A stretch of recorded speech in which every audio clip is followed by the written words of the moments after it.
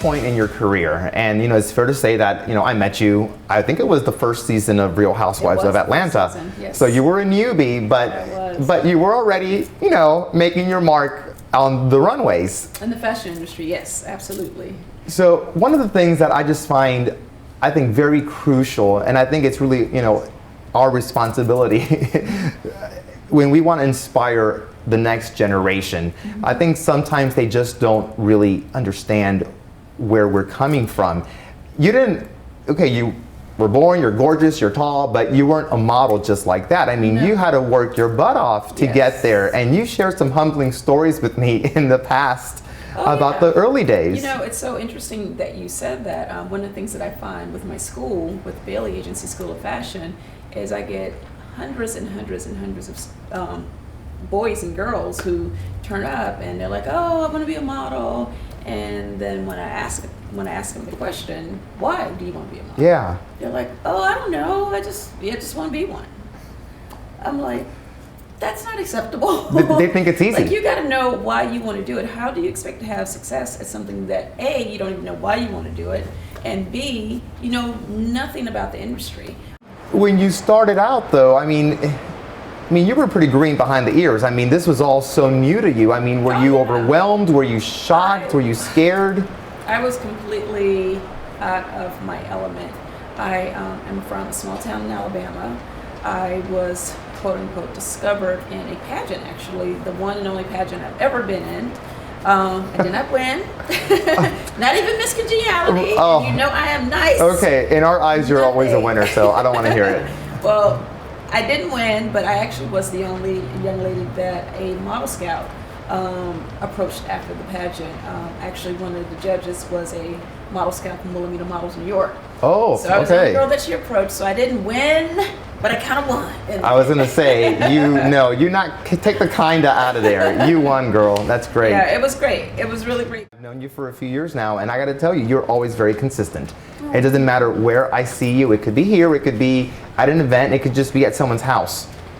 You're always so consistent, and that is very, very important. Oh, thank you. He's being nice.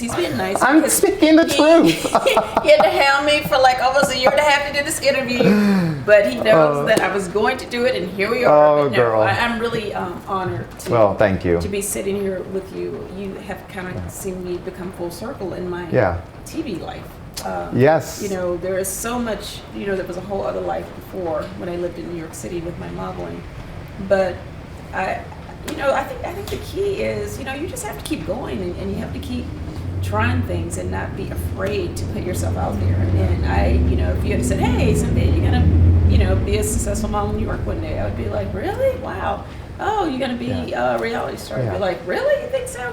I mean, I just, I'm not special. I'm not smarter than anybody else. I'm not prettier than anybody else. I'm not luckier than anybody else. I'm not. I'm just a regular person who is smart enough and ambitious enough to take chances and put myself in situations where I'm not always comfortable. Filming a reality show is not the most comfortable thing you could do in your life. Yeah, I can't even imagine that because, well, you tell me, what's it like to have no privacy, to have a or 3 cameras or 5 cameras in your face? And I'm sure when it's fun, but what about when it's not so much fun, when you're having an argument and that camera is there? Do you ever just want to say, places going to foreclosure? How do you even handle that? I think the invasion of privacy is the hardest part about this whole thing. When you do a reality show, I always say it does not come with a manual. And there's no way to really learn how to do it except to just do it. And there's nothing like first season. Lord have mercy, there's nothing like first season. Peter and I was just a disaster first season. But it, toughened us up. He's already a pretty tough guy. But how is Peter? Was just like, he was totally out of his element. He's not a TV personality, really. No, I think Peter was actually kind of shy. Yeah, he is. We just never thought we'd be on a reality show. Let's just put it like that. So when we watched ourselves first season, it was just like, I remember watching the show, just like my stomach would be in knots and be like, oh my God, what have we done? What have we done? This is, how do we spin this and make this work for us? Because this is not working. Like, we're on TV, but not in a good way. Right. And that was painful. That was really painful. And, we got married first season. Yep, I saw the most beautiful wedding. I saw the episode. And your gown, oh, gorgeous. I love my dress. I loved my wedding day, but it was very stressful, and a lot of things that was really going on the show with our finances. I'm very open, to talk about, our ups and downs, because we certainly, go through our ups and downs like everyone else, who may or may not choose to talk about it. We barely made that wedding happen, and I just have to do a quick shout out to Tony Conway.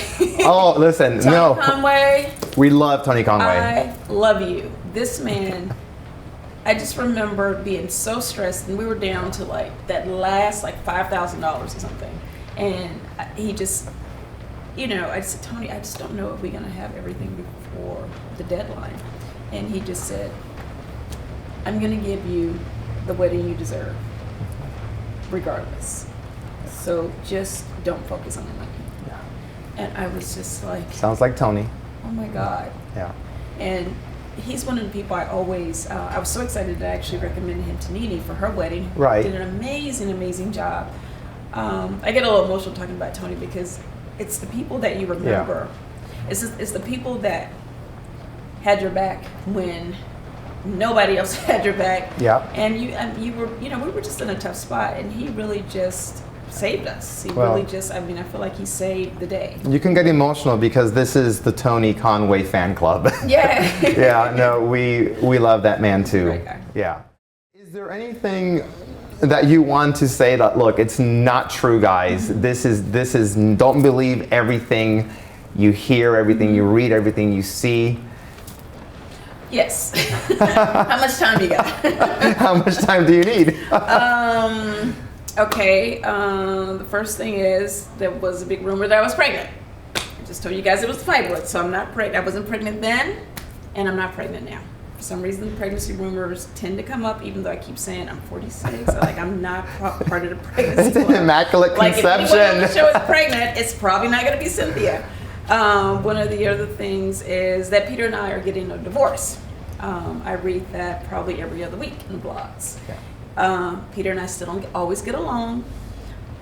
We definitely still argue, but as far as I know, we're not getting a divorce. Now, maybe if you guys talk to him, maybe he has something brewing, but as far as I know, we're not getting a divorce. But can I tell you, when I met you and Peter, and I wish he were here too, because I won't even do the story justice, but he gave the most beautiful, loving, heartwarming story of how he courted you. Oh, yeah. I mean, this started like some 20 years ago when he first bumped into you. Then so many years went by, he never saw you again, only here and there on the runway and pictures, but he was just so mad about you. And then some type of fate put you guys face to face. Did you read our book, Vince? Carry On Baggage? No, but I want to talk about it. Okay, well, you have to read our book, because the great thing about our book, Carry On Baggage, which you can get on Amazon.com, is that it really actually tells our story. Because we just didn't show up one day on your TV set. We actually have a story. We give you guys the backstory about how we met, how we even ended up on the Real Housewives of Atlanta. Who I was, who he was. I mean, we were both very successful, independent people, outside of the show. And, we had all kind of drama and issues in our life, like, outside of the cameras. And somehow, some way, we came together and we show you how we make it work. It's a relationship book, but it's not tips and relationship advice. If you guys watch the show, you guys know that you don't want advice from Peter and I. We just want to show you guys how we do it and what works for us. And hopefully you can find inspiration in that.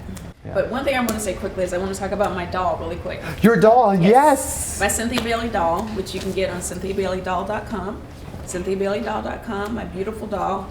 I decided to do this beautiful doll who actually wears my signature afro that I love to wear from time to time, because it was just another platform, another way that I could empower and inspire young girls. My age group of the kids that I get to come to my school are very young. Like some of them, I mean, I have parents call me like they have the baby and then 2 days later they're like, "Hi Cynthia, I want you to represent my baby." I'm like, "Okay, well, how old is the baby?" "Oh, she's like 2 weeks old." "Okay, there's nothing really I can do with a 2-week-old baby. Like, can you call me when she's like 5 or 6? And even then, that's quite young, but the times that we live in, 5 and 6 these days is not 5 and 6 when Oh, we no, were growing up. no. Like, I was like shy under my mom's leg. At 5 Yeah, and same 6. here. These I still am 5 and sometimes. 6-year-olds are like, I know. These 5 and 6-year-olds are like geniuses. Like, they're just ready for the world. I mean, it's They have just to be. incredible.